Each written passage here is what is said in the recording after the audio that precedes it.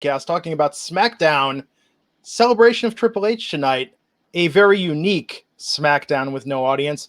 Matt, I got to start by asking not just what you thought of the show, but what you think about that last segment that they went off the air with. Good.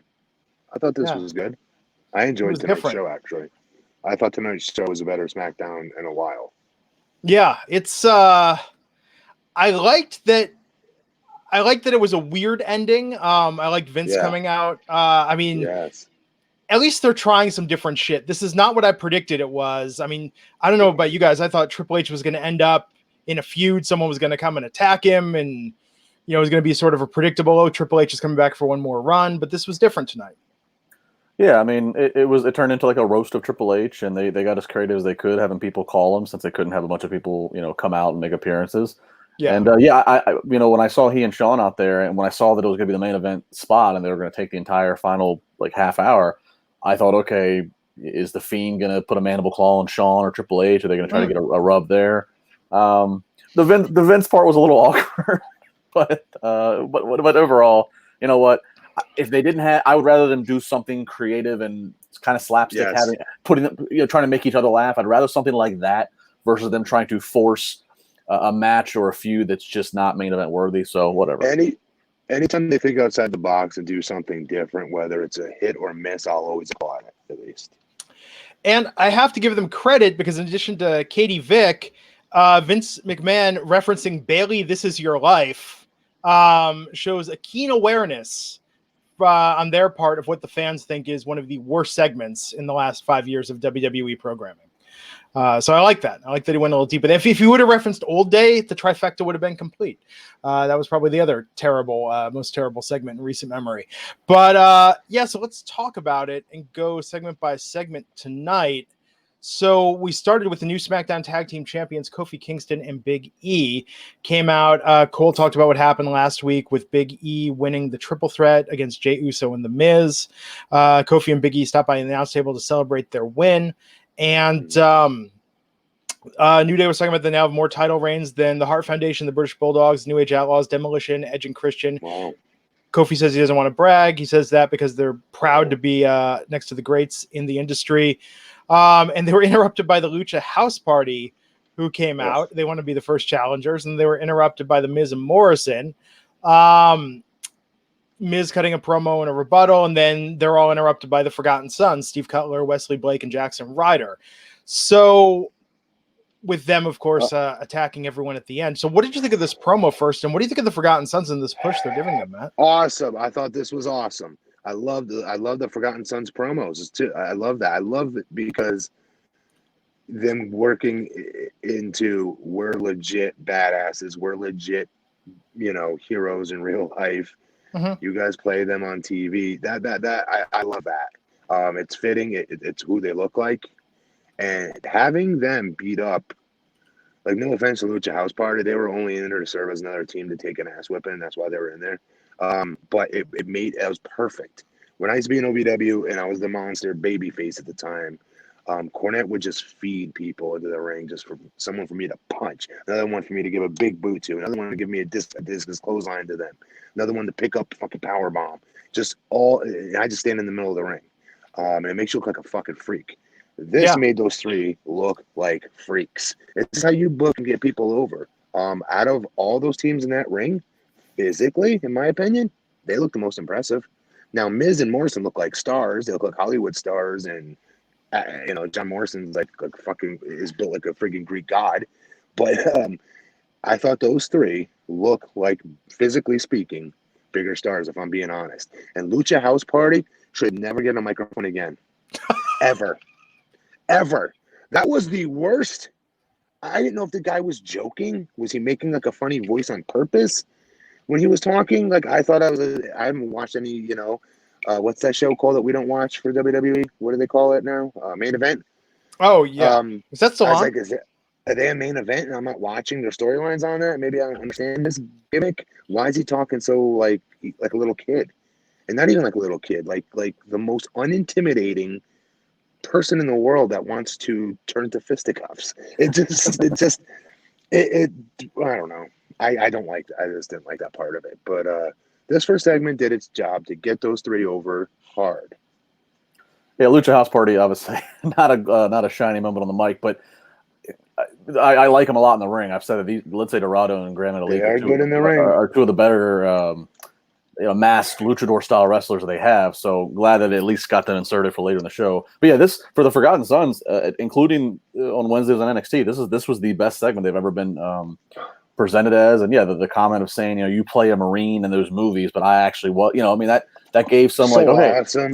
That gave some badass to it. That gave some credibility. It gave some some relatability. I mean, so now we started understanding. Okay, these three guys who are the Forgotten Sons. Now we're starting to learn about them. So this was good.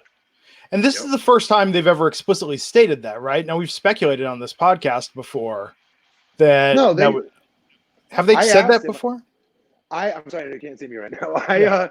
I told him. I texted after me and you had this conversation. I texted Gunner.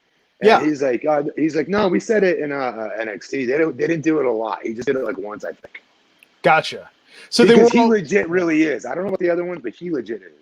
That's what I was trying to find out because I was looking online, and I think that's what we found before. With Gunner, it's public record. I'm just curious with the others because they're obviously leaning into this very hard right now. Now, I am air in this chat with the $1.99 super chat. Often people disagree and toss money at us. You don't get charades, by the way.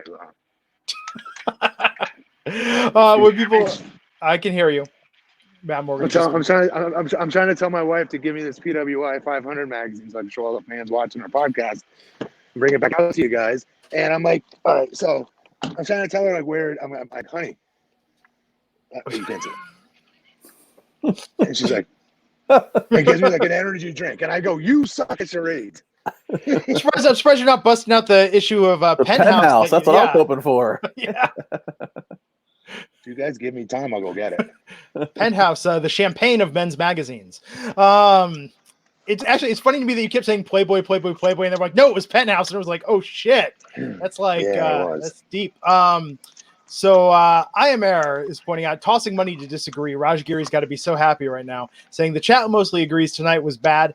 Look, I think it's a different bar right now, and this could have been 2 hour live show of Kids Incorporated, or You Can't Do That in Television, or anything tonight. And I'd be like, well, you went out there for 2 hours and you entertained us. I think we're at that stage in this shutdown and not having a lot of live entertainment. And I think as far as audience list shows go, tonight wasn't terrible. Yeah, you have to watch these shows with a different pair of glasses on than what you normally would. I mean, we can still, critique a match, critique a promo, but in terms of trying to looking at a show overall, and especially looking at a segment that again would rely so heavily on the crowds popping and laughing to the shtick that was going on in the Triple H segment. I mean, you have to just give it. You have to put a different different spin on this when you watch these shows. And I go back to again. I think I enjoyed watching this 2 hours of SmackDown more than I enjoyed watching the 3 hours of Raw Monday. So yeah. Well, it went by quicker, right? And I think that definitely counts for something. Matt, you found it. See this, or does it show up backwards? I see it. No, it's right side. What does it say in the red? The decade's top 100 top PWI 500 finishers. All right, that means you have to in the last 10 years you got to have at least 5 times you were in the top 500. Oh, come on, this is possible. All right, this is not going as according to plan here, folks. Oh, there he is. Matt Morgan, 73. Wow. And I ain't wrestled since 2014. It's impressive. What's up? What's from 2009 to 2019 is apparently this decade. Yeah. How about that? Well, how about that, Wrestling Inc. podcast fans? You get that part of your podcast now. Raj should give you a raise. I want a raise. My what you got to do is you got to get Raj on here when he's had a couple drinks, and then it's time to negotiate. No, I really got to go get my penthouse, but then Raj would complain that I left my car again to go get it. Raj would text you, I'm not paying you, Morgan, to look at your empty car seat. You get your ass back there. He'd complain about you leaving your chair, but he wouldn't complain about you grabbing a pornographic magazine to put on his podcast. Anyhow. To be clear, those just tuning in, I was in this magazine called, it was Penthouse Magazine. It was an article, Best of the Badass Edition. I don't want people first time turning, what? Matt Morgan was in Penthouse? It was Penthouse, not Playgirl. Right. Playgirl. Is Playgirl even still published? Is that even still a thing? Nobody wants to see that, trust me.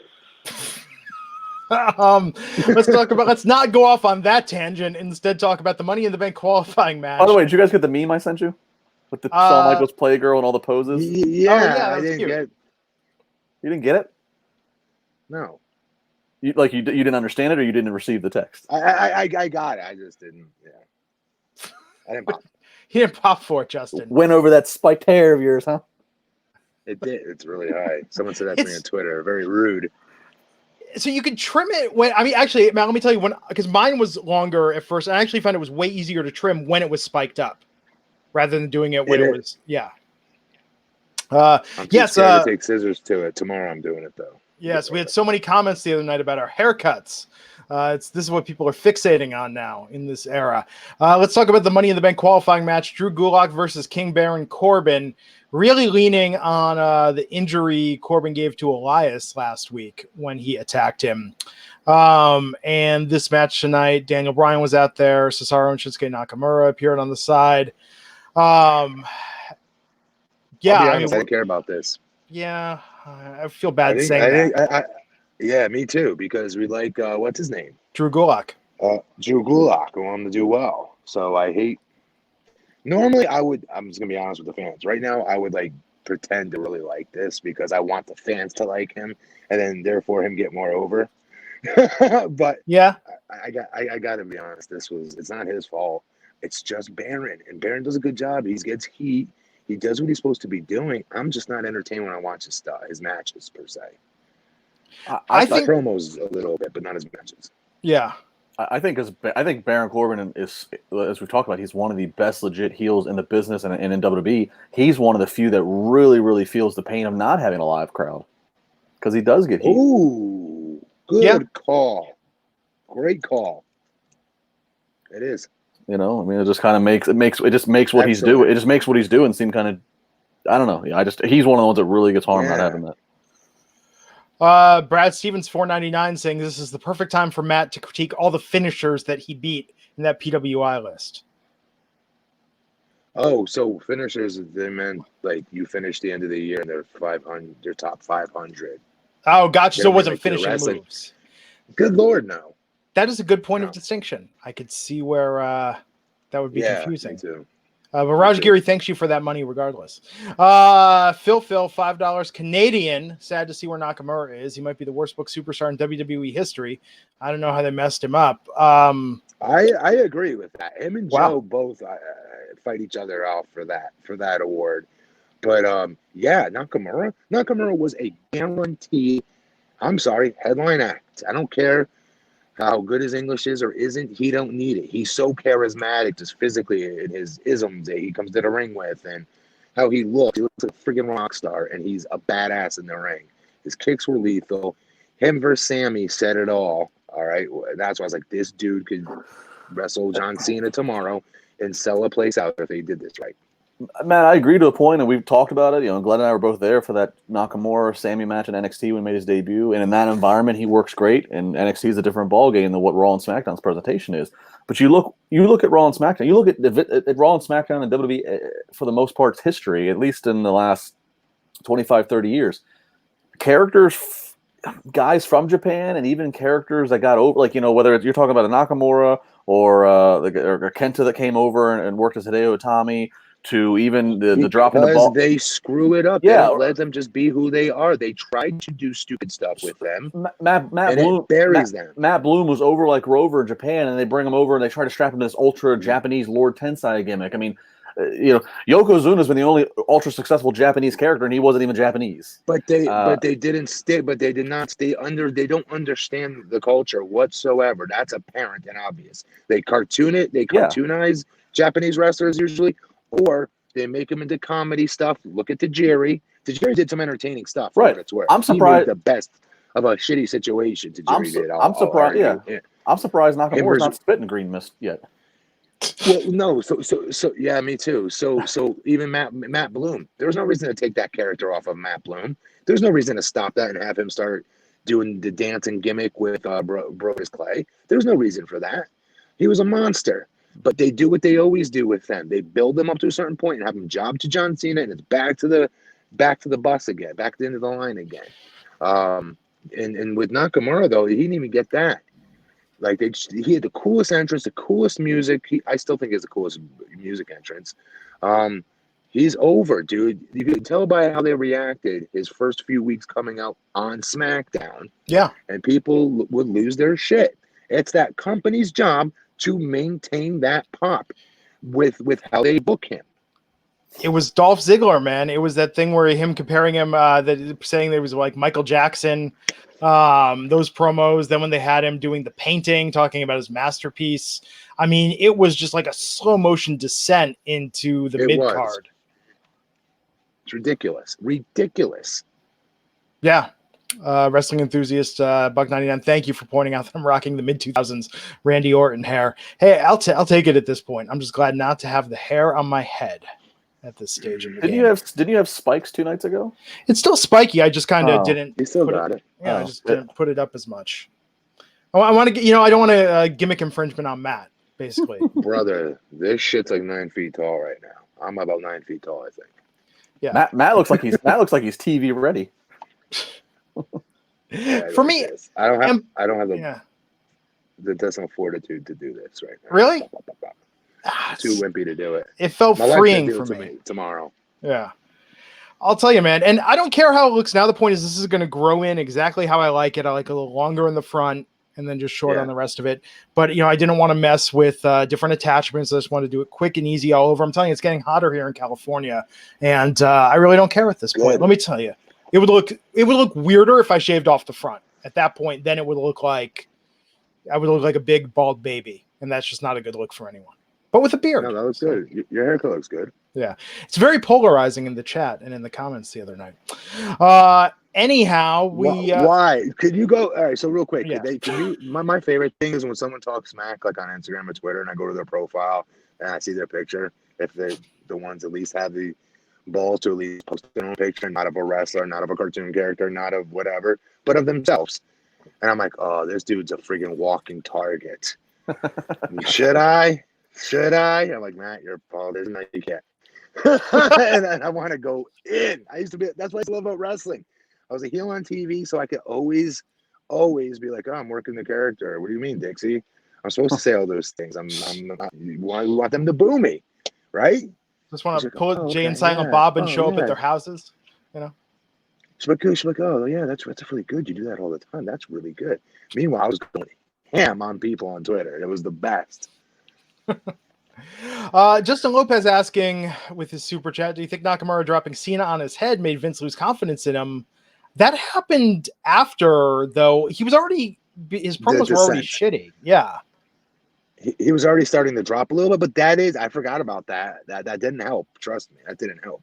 A concussion hurt me in Vince's eyes for quite a while, I would say. A concussion. Yeah. So King Corbin won this match tonight after Cesaro and Nakamura held up Drew Gulak while Corbin got a scepter to hit him. And hyped Gronk signing with the Buccaneers in the 24/7 championship. We had Sheamus versus Daniel Vidal tonight, quick squash match. And then we saw the Chapter 3 on Jeff Hardy. And then Sheamus did come back out.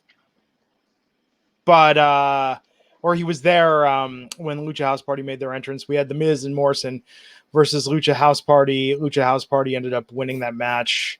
So yeah, I mean, I like this build with Sheamus and Jeff Hardy. I think that's going to be good when it pays off. Do you think these Jeff Hardy vignettes are almost glossing over too much, Matt? And does it seem weird how they're avoiding mention of Matt Hardy and all them? Well, why? What makes you say that? I don't know. I mean, they refer to them as the Hardy Boys. It just seems very difficult to tell Jeff Hardy's story in a meaningful way without referencing Matt Hardy. And I get why they're not doing it since he's no longer with the company. Which is so ironic because it was always the opposite way around.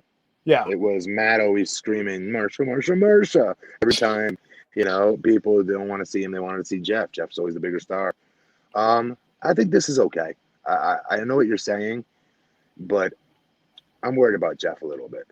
You know, and I want to see him get more run than what I'm worried they're setting him up to do. Yeah. Yeah. Because after this, if he loses, what real use is there left to use Jeff Hardy after this? Right. And I mean, yeah, they purposely were trying to crop and take shots at Jeff and not Matt in the videos. But I mean, yeah, I'm not surprised. I'm not surprised by that. And again, this is about Jeff Hardy's story. It's about Jeff who had his relapses and his problems. It's Jeff who's going to have the match against a feud with Sheamus. So I like to see. Jeff's always really good at doing some like tweaks and reinvention himself, whether it's the face paint, the glow in the dark. I hope he abandons the music that we know as the Hardy Boys music, and I hope he goes back to the music he had in the 08-09 period when he was a single star. WWE. I like him to go back to just to spice it up again, to get away from the Hardy Boys and just get back to Jeff Hardy as a solo. Joe Cafaro, $1.99, add Bobby List to the guys they screwed. I actually admit I was a little shocked he wasn't in the group that was released, just given how little they've done with him lately. But good on him for making the cut. Yeah, he's too damn good. I mean, they're all good, some of those guys that got cut too, but Bobby's really, you know, I think he's another one that should be by now a perennial main eventer. I really do. Yeah. I know everyone can't be main eventer, right? If you had to list how many people I say is a main eventer, it's probably like 25 people. So somebody's got to get bumped down there somewhere, obviously. Yeah, but he's one, especially though, that I mean, it's similar to Nakamura, just in terms of how they've messed him up. And we'll talk more. Speaking of the cuts, we'll talk more about Drake Maverick and Sarah Logan after we get done talking about SmackDown here tonight. And that mixed match challenge also hurt both talents as well. Oh, Nakamura and Bobby. Yeah. Okay. Mixed match challenge was. Yeah. It did, dude. Yes, it did. Because Bobby Roode was putting Charlotte Flair's robe on and doing like the Ric Flair strut and like imitating Ric Flair, and it's like. He does that backstage, and it's funny. And he's doing TNA too, but like, yeah, you don't need to be doing that on TV. Well, you know, I know we're getting distracted here, Matt, because I'm sure you're super happy that the Lucha House Party beat the Miz and Morrison tonight in this match. No. Okay, now what Justin said is correct. They are great in the ring. They're exciting. What was that? You wipe your face with. What's that? I'm just taking a tissue. Just my nose itches. I'm just gonna. Oh, sorry. I thought you had something else. Sorry. No, I touched my goddamn face so much. That's why I thought you had like smelling salts or something. Yes, that's right. I need to revive myself. You guys, I know this is nasty, but people at home, you don't do this. If like, you know, you're about to touch your eye, you don't do this. Well, now I do. Now I've like really pushed the limits of what you can get away with, like using your sleeve for. Because dude, I touch my face way too much. Yeah. Way too much. So tired of washing my hands. America, we are a nation of nose pickers. Look at any red light. Next time you pull up at a red light, look to the cars around you. You will find one. You will find one. So anywho, back to these two. I like Dorado. He's from here, where I'm from, Central Florida. Good kid, really hard worker. Took him a minute to get there. I'm happy to see him in the big dance. Grand Metalik, I got nothing for him. I don't know what it is. When they all came in, he was the one I liked the least, for what it's worth. So I don't know if I just have always felt that way about him. He doesn't do anything for me. But this was a good matchup because of Morrison. Morrison works really well with these guys. But that's about it. Terrible Trey 89 with the $4.99 super chat saying, I feel like they're bringing guys like EC3, Rude, Nakamura, etc., but never plan on doing anything with them. Just keep them from signing with the competition. I don't think that's the plan from the outset. I mean, maybe when you re-sign someone, but I don't think you lure someone away saying we're going to sign you and bench you, you know? 100%, Glenn. You're correct. Yeah. But I think they lose interest in people very fast. Very quickly, yeah. Yeah. So we had a Money in the Bank qualifying match tonight with Lacey Evans versus Sasha Banks, and Lacey Evans is going to the Money in the Bank match. Good. Yeah, excited for that. Yeah, I dug this.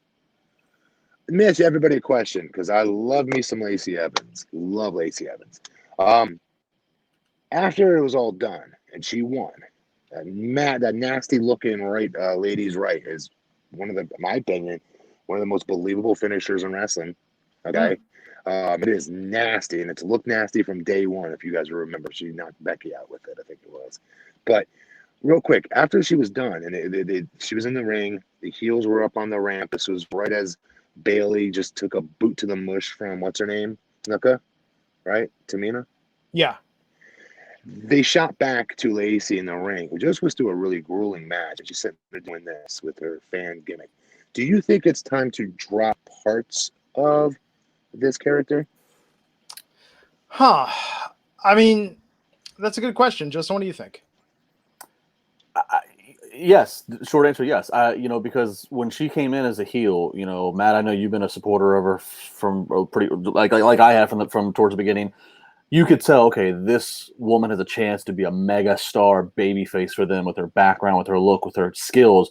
But you figure that, and this is a lot of characters have had this, that you come in as a heel and you're one thing, but you do have to evolve and you do have to shed certain maybe cartoonish elements to be more real and more believable as a babyface. So yeah, I do think there's parts of that aristocrat, pristine thing she is going to have to. Yeah, overly done cartoon. I mean, look, theme of the night. Obviously, they were celebrating Triple H for 25 years. His character had to evolve, and he had to start to shed some cartoonish elements of his character to be a little bit more. So I think yes, I think maybe now is the time, because especially if she's primed to either win the Money in the Bank briefcase or be damn close to it, then this is that time that she needs to start, forming her babyface identity a little bit more. For fans at home, follow her Instagram, right? Watch her on there. That, to me, out of any man or woman superstar on that roster, to me, she's the biggest babyface in real life. She is an amazing mom, an amazing wife. She puts everything out there for you to see. And how much she loves her family, and how much she loves that little girl, and what she takes being a role model for her and other little girls so freaking seriously. It's insane. I thought I took it seriously. She really does. She takes fans' mail that write her hundreds of times a day, I bet. And she takes the favorite letter of the day and puts it in her wrestling boot for every match. She actually has it built in her wrestling boot, a little slot for a fan letter that she'll put in there that inspired her. And she's like a really great role model, and it's all natural. It's not gimmicked. It's not like pre-worked out. Nobody's directing her. This is her in her home life. I mean, she goes from driving a John Deere tractor in the backyard doing legitimate construction. I can't even do that. To wearing these dresses and these big hats and looking like a runway model, to next clip she's punching some dude in the mouth, boxing practice.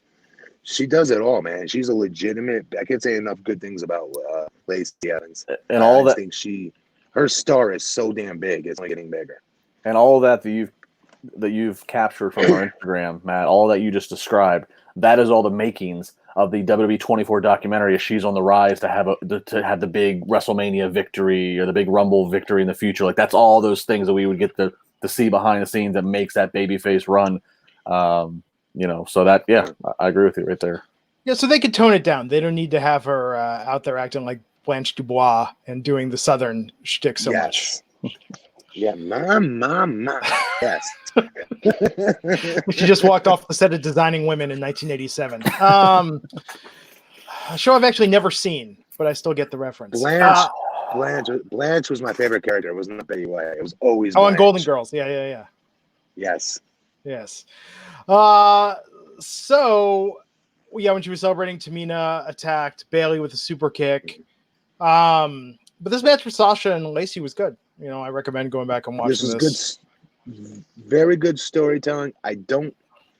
Lacey is such a badass. I think she's past the point of needing to get help to get wins, but still, I'll take it, because there was times just a few weeks ago I thought she was perfectly primed to win. What was it? The chamber, the elimination chamber or whatever. And other matches, and then they end up having her lose. So I'll take this win for her any way we can get it. And then we had 2 video packages, one showing us the history between Bray Wyatt and Braun Strowman, who are going to do battle on Money in the Bank. And then another talking about what's going on with Otis, Mandy, Dolph, and Sonya. Now we're going to have Otis versus Dolph next week, and Carmella versus Mandy Rose is the final Money in the Bank qualifiers. And then we had a women's tag team title defense, Alexa Bliss and Nikki Cross defending against Carmella and Dana Brooke. What do you guys think of this? Of what, the match? Yeah, I mean, for a thrown together tag team, they weren't bad. I mean, Alexa and Nikki ended up retaining. You want to tell everybody what happened? Oh yeah, okay. There you go. Yeah. You told everybody what happened. Yes. I didn't like the finish. You thought Carmella and Dana should get it? Honestly, yeah. I think they're. Yeah, I just don't like them as my women's tag team champions. I don't. Interesting. Yeah, it's an odd pairing of Alexa and Nikki that's lasted far longer than I thought it would. But I'm okay with it. Alexa's a main event star by herself. A female women's, whatever you want to call it, a main eventer, like toward the upper card. All right, in my opinion, as a singles act, she's being, even though she's a champion, I feel like she's being taken down to Nikki's level, not the other way around. But you know what I want? First off, I think I'm glad. I think they should have gone over. I like Dana and I like Carmella, and especially Dana's come a long way. Yeah. But that's still just kind of that's still too random. They need some more. It is random, but still. But look, Alexa's very talented, Matt, and I agree that she shines. But what I also wonder, and this is just a speculation, but I wonder, I feel like it's had a lot of like stop and goes with her injuries, concussions. So I'm wondering if they feel, okay, this is a way to still feature her, but take some workload off of her by putting her in a tag. That makes sense. It could be. Then shouldn't be our tag team champions. I think Brooke has been. I don't know when she's going to get her just due either. She's really, really worked hard. She has. She really has. And she looks the part too. And she promos have improved. So after this victory, we had the final segment. All throughout tonight, they were talking about Triple H's greatest moments. Triple H came out. He was quickly interrupted by Shawn Michaels. Shawn started dissing Stephanie calling Triple H, giving him a hard time. Triple H getting on the phone with Ric Flair, getting on the phone with Road Dogg, and then finally Vince McMahon coming out and roasting Triple H. So we talked about this at the top of the show. I mean, this was indeed more of a roast and a comedy sketch rather than the sort of sincere salutes and building of return to the rings that they usually do. I mean, this was really their attempt to do a bit more entertainment rather than their usual fare. It was different. You said at the start of the show, I liked it. Anytime they do something outside the box, got to continue to encourage it. So I'm not going to crap on it. I was entertained by it. Not to mention, it's also, I know Triple H is in like the Hall of Fame with DX, but it's like Triple H is one of these guys where it's very hard to do this like full blown, full court press committed, serious tribute to, just like it's hard to put him in the Hall of Fame as a single star because the guy is going to be there. He's going to take over the company eventually. So like, it's why he's never going to have a retirement match anytime soon. He's in phenomenal shape and he can always go out there and have a match at Mania if they need it or something. So it's like, yeah, if you're doing this 25th anniversary, you got to inject some sophomoric comedy with he and Shawn. I mean, it's just, you have to. You can't. It would be weird if it was too serious because he's not going away. I know a lot of fans are getting annoyed with Shawn and Hunter's sophomoric humor. They think a lot of fans think it's corny and outdated a lot of the time, especially when they brought back DX. It can. It can be corny, absolutely. Yeah, it can. But it's just their shtick. I mean, again, you're not gonna. They did Edge Appreciation Night 9 years ago when they thought Edge was completely done. They did a Ric Flair Appreciation Night the night after Shawn beat on that Mania because they thought he was done. You can't do anything ultra serious with a Triple H because Triple H is never going to be done. He's going to be there until he dies. Sure, so. You can have a final. Yes, you can. You can have a final match. I mean, this is my last wrestling match. Well, not anytime soon because he's one of those guys. Again, he's in phenomenal shape. You could have him go out there. If WWE got into a pinch where if they lost a bunch of talent to injury, if they lost talent, he's a guy that can always go out there. And simple. Coming out of retirement for one night only. Triple H versus Roman Reigns. Or whoever. Yeah. I like the end with Vince shutting off the lights and the crickets in the performance center. I was gonna say though, how many episodes of WWE programming have ever ended with a promo like this? No surprise attack, no announcement. I bought the company and I'm in charge now. Like, this is perhaps the most different ending to an episode of WWE programming that I can think of. I'm trying to even think back to something that was like this where they ended a show this way. But you're talking like this was like a Fiend ending to a show or a huge cliffhanger. Like, no, but that's what I'm saying. It wasn't like they have a formula for how they end these things. Usually, someone's celebrating, someone you're setting up a match, someone staring somebody down. There's the big swerve to go home on. This was just sort of like, that's all, folks. I mean, literally, that's all that was missing. We're saying that's all, folks. Yeah. So, Glenn, you're saying you what if Vince would have came out and said, "Paul, happy 25th anniversary. You're fired." Actually, or you know what would be better? Here's a 25-year present for you. The company's yours. Here you go, pal. You figure out how to make it work. Make it. That would have been now in kayfabe. That actually would have been pretty funny if Vince would have been like, "It's all yours, pal. Yeah. You deal with this." Good. Mess. I would have loved that. I think it would have been great news for us wrestling fans. Vince is like, "I'm off to Boca Raton. You answer to the shit." Yeah. I don't know. I mean, it was good. I mean, this show flew by tonight. Even as we're talking about it, I'm like, this is a very watchable show. Yes, not it was the best thing they've ever done, but certainly not the worst. This was not. I wasn't as like, guys. A lot of times, I'm very dejected to come do this because of the show we have to talk about, and I look forward to fast forward button through the show and talk about the shit we want to talk about on the show, the podcast instead. You know, anything but SmackDown normally, anything but Raw normally. So this wasn't one of those times. I felt like this is cool. I had some cool parts of the show that I really liked tonight. Really liked the. I liked the Forgotten Sons. I really dug that segment. You know, it's funny. You go back almost 4 years ago, Matt. It will be 4 years this August, I believe, when we started doing this podcast together.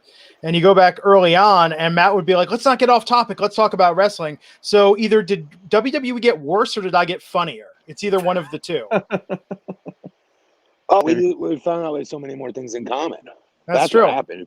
Yeah. There's so many ridiculous things in common. It's not even funny. So, like, we could go off on these 20-minute tangents, and Raj would just, oh my god. Yeah, we got rid of that Raj Giri guy. I used to do the same thing as Raj did. You're right. I used to be like, all right, you gotta say the match. Hurry up, say the match, Glenn. Say what happened. I almost did it tonight even. But I like our other stuff better. It keeps me more sane, especially when wrestling is really good. I think you can look on this podcast that there are shows where we're just talking about what's going on, and that's when it's fantastic. I think Money in the Bank, I don't want to jinx it. I think Money in the Bank is going to be one of those, even how they were building it tonight, you know? Me too. I agree with that. And WrestleMania was a good example of that with the Funhouse, a Boneyard match. That was the most excited I've ever been talking about wrestling after that Boneyard match and then the Funhouse. And Vince McMahon said on the earnings call the other day, there's going to be more, what do you say, mini movies that WWE is going to be doing. Oh, no. Go ahead, Justin. How Vince is on the phone call. He's on the conference call. He's sitting at his desk like a big fat cat, right? His feet are kicked up. He's got a cigar in his mouth. I don't know why, but he does in my head. And he's on the conference call, and they're like, so this Funhouse, what's this we're hearing about this Funhouse match? It was very, very well received, Mr. McMahon. Do you have any intentions of doing anything like that again, sir? Well, you see, it's 2020. It's time. All you investors, find out what we're really about. It's always a trick. Making movies. Very good subtlety with his little head bob that he does do. You're exactly right. That's spot on with the head. The very not D'Lo Brown head. No. Bobble. But the Vince McMahon cocky as F. When he's got a great idea that he's about to share with you, in your presence, you're going to hear this wonderful idea. He's got a little bit of a twitch. Yeah. A little bit of a twitch. Yes. You got this huge gift that's going to enlighten your entire life. Yes. So here it is. But first, you're going to wait while I take a sip because I'm parched. Yes. As sandwichable Matt, you were talking about, should we buy stock in WWE? If you look from March 16th to today, the stock is up 50% from $30 to almost $45 over the course of the last month. I knew it. I knew it. I knew it. I knew it. Man, this happened to me with Home Depot eons ago.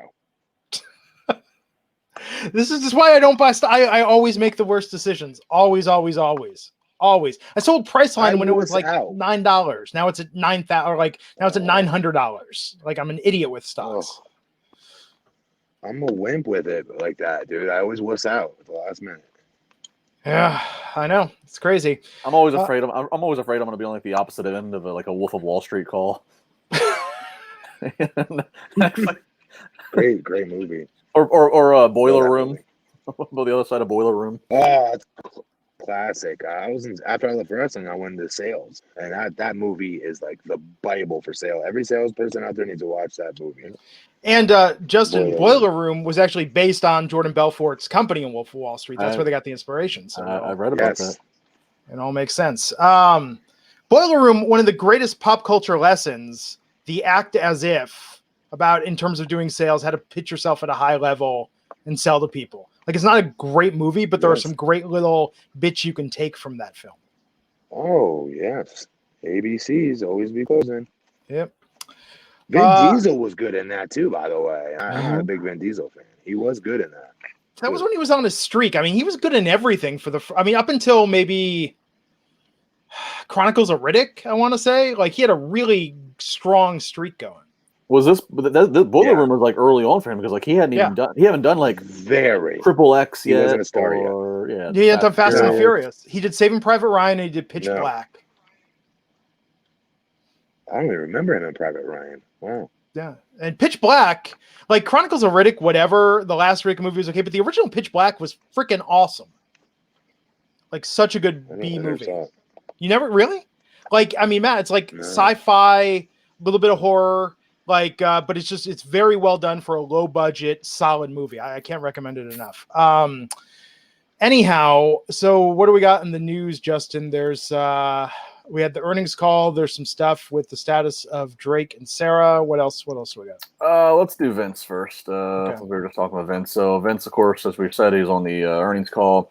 And one of the notable things was he was asked about the ratings, how the fact that Raw and SmackDown ratings have been down in general. And basically he says SmackDown really wasn't harmed too much. It really hasn't been. He said he acknowledged that Raw has been. I won't read all of the quotes. You can go to WrestlingInc.com to read the full. But basically what Vince was attributing Raw to is he said that there's just a lot of new stars on Raw. He's at one point he says, you can read the quote, he says, we don't have Brock Lesnar now, obviously, which he made it sound like they lost Brock Lesnar, like that he's not under contract, which is just, that was weird the way he phrased it. But obviously I think he meant Brock's lost the title, so now he's off TV. But, they do have a lot of, Zelina's. That's a weak-ass excuse. But that's his excuse. That's his reasoning. And he said that Fox and USA, that they, these are tough times, that they have their backs and WWE has theirs, and he thinks the Raw ratings are really going to bounce back once people get invested and these talents get over. So that was his pivot when questioned about. Okay, so I'm sorry, I'm going to shoot this down right now because it's irking me. He did this. He's done this multiple times in the past, too, by the way. He blames it on the new stars, and that was cute when Seth Rollins and all them were new. They're not new. They're not new by any stretch of the imagination. They've been giving amazing TV equity. These new stars, huge equity on TV. That's a BS answer, and I don't buy it. As far as I can throw it, no way. Here, I'll read you the one quote, Matt. We no longer have Brock Lesnar, obviously, but we have a new champion and a lot of new performers coming in. So it takes a while.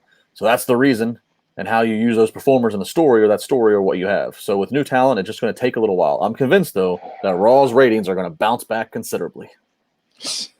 So here's the deal. Literally, America, our entire country as we speak, sans a few states right now that we're able to open up into phase one right now. Okay, great. But ultimately, the whole country's still at home. with a gun to their head saying, you have to watch TV, you can't leave your home. And they still don't watch Raw or SmackDown. Yeah. That's terrifying. Yes. That's not good. Yes. There's no more you're up against the major networks hit series. There's no more you're up against Monday Night Football or the playoffs. There's no excuse of, oh, people are outside. And they're all home. Yeah, there's no excuse of they're out. They're all home. I know. There's no more. There's 97% of people of America's home, and they have the only other options they have is to watch reruns of sports for the last 30 years or to watch coronavirus coverage. And they're choosing not and it's not like everything wrestling's going down, because our Wrestling Inc. numbers are actually seeing some increase at times. So it's not like wrestling fans have just fell asleep in a coma. They are just choosing, and they are not enjoying what they're seeing on your product when 97% of America's home. That's wild. Tiger King, the other Netflix shows, I think, pulls away.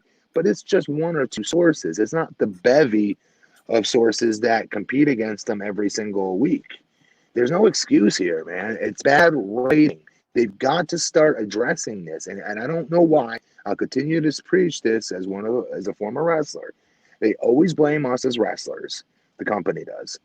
They always blame us as being too new. We don't have The Rock anymore. We don't have Steve Austin anymore, and whatnot. They never, ever blame the writers. They don't. They may fire a writer here and there, but they'll fire 20 wrestlers before they'll fire the writer on this stuff. And I don't want to see anybody lose their jobs. I'm not saying that. I'm just saying, in general, they've got to change directions. And I don't know if you get rid of all writing, but I don't know. Well, and get wrestling minds back into the wrestling business, in my opinion. Well, and here's what's weird though. Like, Paul Heyman's a wrestling mind, and so we all get excited that Paul Heyman is the overall, driving force of Raw. Have the full say though. Yeah, but even still, this was Paul Heyman's say. It was Paul Heyman who decided to have Liv come back and be the random pop in, ruin the wedding at the end of December, be the lesbian lover for Lana, the big dun dun dun, and then.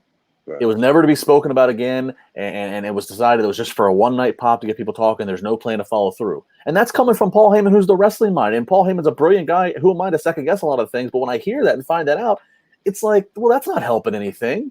What's a one-night pop of a wedding to be interrupted what you expected with no follow-through to make Liv into a star, a bigger star, make a lot right. And so, like, even the wrestling minds, it's like, what's happening here? No, that's one. Right. Well, that's one that I know. That's one that I know for a fact, and I don't know how many others that I'm missing out on here. So, I'll take that over New Day any day of the week, though. I'm sorry. I think there's so many stale, not because of the town's fault. It's the storylines they put them in, or a lack thereof.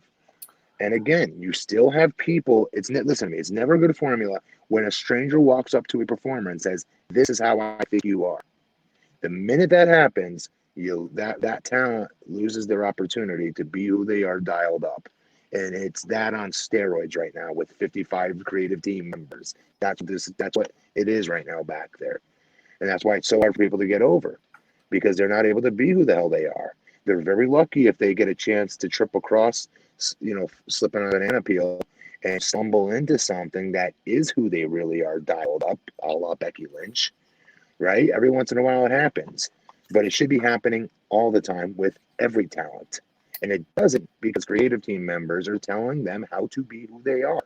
That's not good. If I want to see shit acting, I'll go watch a shit movie. Yeah. All right, so moving on, backstage news. This is coming from PW Insider and Wrestling Observer Newsletter. This is talking about Drake Maverick, who we talked about on Wednesday, wondering what the status is of him. Also, Sarah Logan. Now, both of those were part of the mass layoffs. Both those talents, Sarah Logan and Drake, were part of the mass layoffs last week.